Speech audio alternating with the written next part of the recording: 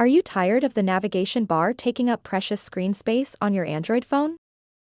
In this short tutorial, I'll show you how to quickly and easily hide the navigation bar on your Android device.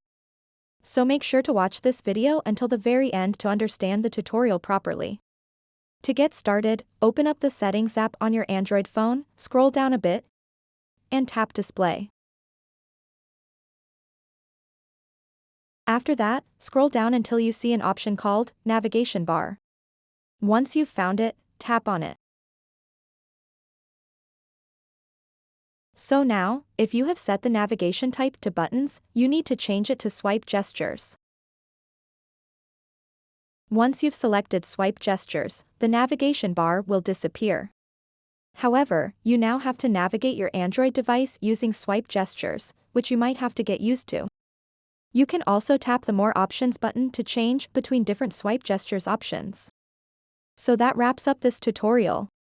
If you have any questions about this whole process, please let me know in the comments section below. And if this video helped you out, please give it a big thumbs up and subscribe to this channel for more tutorial videos like this one. Thank you so much for watching and have a good day.